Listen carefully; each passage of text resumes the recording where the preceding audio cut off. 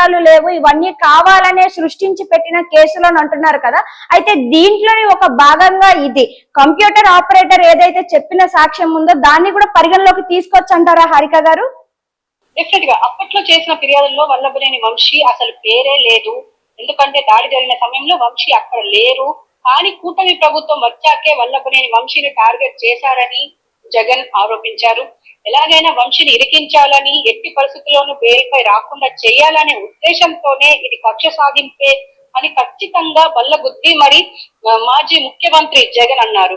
అయితే దీనికి సంబంధించి అంటే కేసు మీద కేసు పెడుతూనే ఉన్నారు. దీనికి మనకు ఇప్పుడు ఒక కేసు గురించి మాట్లాడుకోవాలి అంటే పిటి వారెంట్లతో వంశీని 6 నెలల్లో జైల్లో పెట్టే అవకాశం ఉంది అని చెప్పేసి కూడా మాట్లాడుకుంటున్నారు. అయితే ఇప్పుడు సత్యవర్ధన్ కిడ్నాప్ కేసులో అసలు బెయిల్ రాకుండా చేయాలంటున్నారు. నేరుగా ఫిర్యాదుదారుని బెదిరించి కేసు పెట్టారు. ఆయనకు బెయిల్ వచ్చే అవకాశం ఉన్నా అసలు ఆ బెయిల్ విషయానికే రాకుండా చేస్తున్నారు. అందుకే సత్యవర్ధన్ తో న్యాయమూర్తి ముందు మరోసారి వాగ్మూలం వినిపించారు. మెజిస్ట్రేట్ ఎదుట సత్యవర్ధన్ 164 స్టేట్మెంట్ రికార్డు చేయించారు. కేసు వెనక్కి తీసుకోవాలని, వంశీవర్ధన్ ను బెదిరించారని నమోదైన కేసులో తాజాగా మరోసారి మెజిస్ట్రేట్ ఎదుటగా సత్యవర్ధన్ చెప్పారు. అయినా కూడా వంశీని వదిలిపెట్టే ప్రసక్తే లేదు అన్నట్టుగా ఈ కూటమి ప్రభుత్వం బిహేవ్ చేస్తుంది అని చెప్పేసి వైఎస్ జగన్మోహన్ రెడ్డి అన్నారు. ఓకే హారిక, అయితే ప్రస్తుతం అక్కడ ఎప్పుడైతే వల్లభనేని వంశీని అరెస్ట్ చేయడం జరిగిందో ఆ రోజు ఎందుకని వైఎస్ జగన్ గారు రియాక్ట్ అవ్వలేదు అని, రెండో వచ్చేసి ఆయన రియాక్ట్ అయ్యారు అన్న సందర్భానికి గాను ఒక ట్వీట్ అయితే చేశారు. కానీ అందులో దేని గురించి ట్వీట్ చేశారో కూడా ఒక క్లారిటీ లేకుండా ట్వీట్ చేయడం జరిగింది. ఇప్పుడు మరి ఇన్ని రోజుల తర్వాత బయటకు వచ్చి మాట్లాడుతున్నారు అంటే ఇదంతా ఆలోచించుకొని ఏ విధంగా మాట్లాడాలి అని మాట్లాడుతున్నారు అని అనుకోవచ్చు అంటారా? డెఫినెట్ గా పద్మావతి, ఎందుకంటే వల్లభనేని వంశీ జైలు పాలయ్యింది చాలా రోజులైంది. అయినా కూడా ఒక్కసారి కూడా డైరెక్ట్ గా విజిట్ చేయలేదు. జగన్మోహన్ రెడ్డి కాదు, జగన్మోహన్ రెడ్డి అనుచరులు, ఈవెన్ వైసీపీ నేతలు, మాజీ మంత్రులు, ఎమ్మెల్యేలు ఎవ్వరూ వచ్చి ప్రస్తుతం ఆయనని విజిట్ చేయలేదు. ఈ రోజు జగన్మోహన్ రెడ్డి డైరెక్ట్ గా వచ్చి విజిట్ చేయడమే కాకుండా ప్రెస్ తో మాట్లాడుతూ ఇవన్నీ ఆరోపిస్తున్నారు. వంశీకి ఇప్పుడు ఎక్కడ చోటు లేదు, జైల్లో తప్ప అని చెప్పేసి చాలా మంది మాట్లాడుతున్నారు.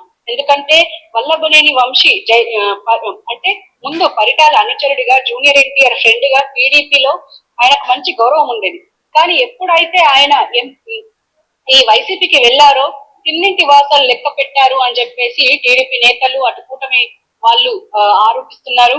అయితే ఇటు ఒక పక్క వైసీపీలో ఉంటూ అటు టీడీపీని ఎన్నిసార్లు తిట్టారో, ఎన్నిసార్లు విమర్శించారో అని, అంటే కడుపుకు అన్నం తినే వాళ్ళు ఇలాంటి మాటలే మాట్లాడారు. కానీ వల్లభనేని వంశీ ఇలా మాట్లాడారు అని చెప్పేసి అయితే అంటున్నారు. వంశీని అరెస్ట్ చేసిన రోజున కూడా జగన్మోహన్ రెడ్డి స్పందించలేదు, ఇది వాస్తవమే. అయితే ఓ రోజు మధ్యాహ్నం మాత్రం ట్వీట్ పెట్టారు. అందులో వంశీది ఆయన తప్పు ఉందన్నారో లేదన్నారో ఎవరికి అర్థం కాలేదు. ఇతర సోషల్ మీడియా కార్యకర్తల సమయంలో కూడా వెంటనే ట్వీట్లు పెట్టి వారి కుటుంబాలను పిలిపించుకొని మాట్లాడారు. కానీ వంశీని సర్వనాశనం చేసి ఇప్పుడు పట్టించుకోవడం లేదని విమర్శలు చేశారు. అంటే ఇప్పుడు అధికారంలో ఉన్న కూటమి. అయితే ఒక రోజు ములాఖాత్ అయ్యేందుకు రెడీ అవుతున్నారు అని మాత్రం మనకు అప్పుడు వినిపించింది. దీనివల్లనే ఇప్పుడు డైరెక్ట్ గా వచ్చి జగన్మోహన్ రెడ్డి వంశీని కలిశారు. కలవడమే కాకుండా డైరెక్ట్ గా ఎవరైతే ఇప్పుడు ప్రెస్ తో మాట్లాడుతున్నారు ఇవన్నీ, అంటే ఇప్పుడు ఎవరైతే ఆ కంప్యూటర్ ఆపరేటర్ ఉన్నారో ఆ కంప్యూటర్ ఆపరేటర్ ది తప్పు, అసలు ఆయననే అంటే ఆయనని కిడ్నాప్ చేశారు అది ఇది అని చెప్పేసి ఆరోపిస్తున్నారు. మరి ఏం జరుగుతాయని ఖచ్చితంగా ఎదురు చూడాల్సిందే. మరి వల్లభనేని వంశీ కేసు ఇంకా ఎక్కడి వరకు వెళ్తుందనేది మనం ముందు చూడాల్సిందే. జగన్మోహన్ రెడ్డి దీనిపైన ఇన్ని రోజులకి ఆయన బయటకు వచ్చి మాట్లాడడం అనేది అందరిలోని ప్రశ్నార్థకంగానే మిగిలింది. అయితే దీనికి సంబంధించి ఇప్పుడు వల్లభనేని వంశీకి తన ఎటువంటి న్యాయం చేయబోతున్నారు, ఎలా చేస్తారు అనే దాంట్లో కూడా చాలా మంది ప్రశ్నిస్తున్నారు. అయితే దీనికి సంబంధించిన సమాచారం అసలు ఏమిచ్చారంటారు? డెఫినెట్ గా వంశీకి నష్టాన్ని అంటే ఆ జగన్ ఎలా భర్తీ చేస్తారు అనేది ఖచ్చితంగా ఎదురు చూడాల్సింది. ఎందుకంటే వల్లభనేని వంశీ జైలు పాలు అవ్వడానికి కారణమే వైఎస్ జగన్మోహన్ రెడ్డి అని చెప్పేసి అందరు అంటున్నారు. ఎందుకంటే మనం ఇందాకనే మాట్లాడుకున్నట్టు అంటే వంశీ ముందు పరిటాల అనుచరుడిగా ఉండేవారు, ఎన్టీఆర్ కి ఫ్రెండ్ గా ఉండేవారు. ఎప్పుడైతే అక్కడ మంచి స్థానమే ఉండేది. ఓసారి ఎంపీ సీటు కూడా, 2 సార్లు ఎంపీ సీటు, 2 సార్లు గన్నవరం ఎమ్మెల్యే సీటు ఇచ్చారు.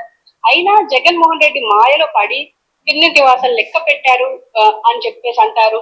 అయితే టీవీల ముందు కూర్చొని ఆయన అదే రకంగా ఒకే రకంగా విమర్శలు చేస్తూనే ఉండేవారు. అయితే అంటే అసలు అసభ్యకరమైన మాటలు కూడా వంశీ మాట్లాడేవారు అని చెప్పేసి అంటున్నారు. మరి ఇప్పుడు ఏం చేస్తారనేది మాత్రం ఖచ్చితంగా చూడాల్సిందే. జగన్మోహన్ రెడ్డి ఇప్పుడు అధికారంలో లేకపోయినప్పటికీ ఇప్పుడు ఈ రోజు గన్నవరంకి రావడం, బెంగళూరు నుంచి రావడం, పైగా ఆయనను కలవడం, ఇదంతా ఒక ఆసక్తి నెలకొంటుంది. మరి ఇప్పటి నుంచి వైసీపీ నేతలు ఖచ్చితంగా మరి ఇప్పుడు ఇప్పటి నుంచి స్పందిస్తారా లేదా అనేది చూడాలి. ఎందుకంటే YS Jaganmohan Reddy first time వచ్చి కలిశారు అండ్ స్పందించారు.